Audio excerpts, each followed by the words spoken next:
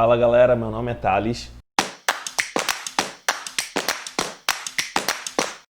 Fala galera, bem-vindo ao nosso canal. Se você ainda não é inscrito, se inscreve no nosso canal e ativa a notificação e segue a gente no Instagram para receber conteúdo da gente praticamente todos os dias. Como prometido, a gente vai resolver duas questões sobre a razão, para a gente poder ver os dois modelos que a gente colocou como dica lá no nosso Instagram. Então, sem muita enrolação, vamos para as questões aqui, porque a gente vai resolver duas hoje e não só uma. A primeira questão é do Enem de 2010. No Monte do Cerro Amazonas, no deserto do Atacama, no Chile, ficará o maior telescópio da superfície terrestre. O telescópio europeu, extremamente grande, o ELT, terá um espelho primário de 42 metros de diâmetro, o maior olho do mundo voltado para o céu. Ao ler esse texto em uma sala de aula, uma professora fez uma suposição de que o diâmetro do olho humano mede aproximadamente 2,1 centímetros. Qual a razão entre o diâmetro aproximado do olho humano, suposto pela professora, e o diâmetro do espelho primário do telescópio citado? Então, segundo a questão, a gente só precisa achar a razão entre o suposto diâmetro do olho, né, que foi falado pela professora, com o diâmetro do telescópio. A gente vai ter aqui 2,1 centímetros para 42 metros. Teoricamente, a gente acabou, a gente já achou a razão entre o diâmetro do olho para o diâmetro do telescópio. Porém, a gente tem duas coisas aqui, três na verdade. A primeira delas é que a gente não tem essa resposta no gabarito, né? Mas por quê? Primeiro, porque segundo a dica que a gente deu lá no Instagram, a gente não pode ter razão de unidades parecidas, né, com submúltiplos diferentes. Como assim, Thales? A gente não pode ter centímetro com metro aqui quando a gente vai comparar essas duas grandezas. A gente precisa ter uma unificação aqui da unidade. No caso, a gente vai passar tudo para centímetro, certo? Thales, posso passar tudo para metro se eu quiser? Sim, poderia. Só que nesse caso aqui, como a gente já sabe converter, porque a gente já fez questões sobre isso, a gente já deu dicas sobre isso, vai ficar mais fácil a gente simplesmente multiplicar 42 por 100. Como assim multiplicar 42 por 100? Só para a gente relembrar bem rapidinho.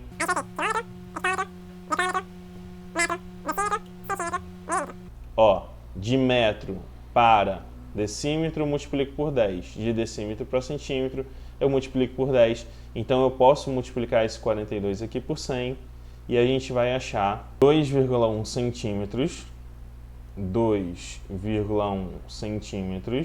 para 4.200 centímetros. Como as unidades agora são iguais, agora a gente pode simplesmente reduzir isso, 2,1 sendo 2,1 para 4.200. Feitas as devidas transformações, agora a gente vai precisar só do último passo, que é o que a gente também bota como dica lá no nosso Instagram, que é simplificar. A gente tem 2,1 para 4.200, mas a gente precisa disso da forma mais simples possível. Como aqui a gente está trabalhando com um número com vírgula, que é o 2,1, um recurso que a gente pode utilizar aqui é simplesmente achar uma fração equivalente sem essa vírgula. É só a gente fazer o seguinte, a gente vai multiplicar em cima por 10 e vai multiplicar embaixo por 10 também. Sempre que a gente quiser fazer alguma coisa na fração, a gente pode fazer desde que a gente acompanhe tanto o numerador quanto o denominador. Se eu dividir o de cima, eu tenho que dividir o de baixo, se eu multiplicar o de cima, eu tenho que multiplicar o de baixo também. Nesse caso aqui, eu vou passar a ter 210 por 42.000.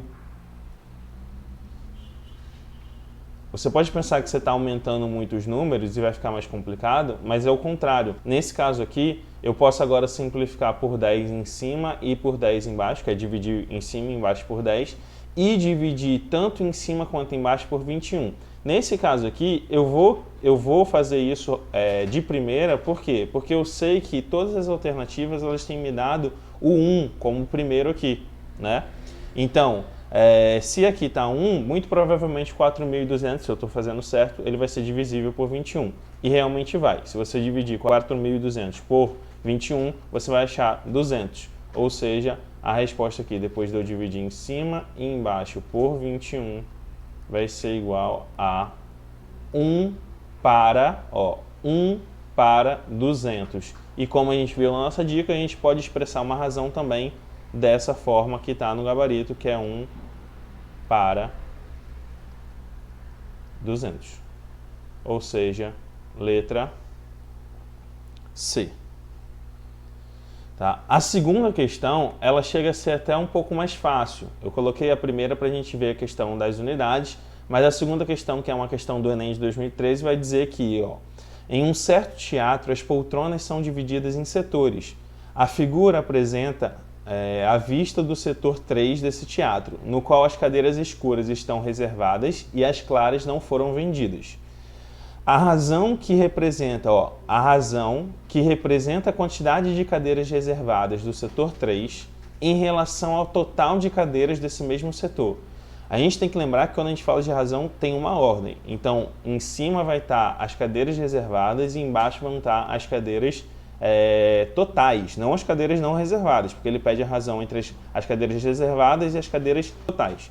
Para a gente saber as cadeiras reservadas, nesse caso aqui, a gente não precisa usar artifício nenhum, só contar, tá? Então, 1, 2, 3, 4, 5, 6, 7, 8, 9, 10, 11, 12, 13, 14, 15, 16, 17. Ou seja, já sei que não pode ser a letra C, não pode ser a letra D e não pode ser a letra E. Cuidado, ó, na letra D e na letra E aparece o número 17, mas ele aparece como denominador.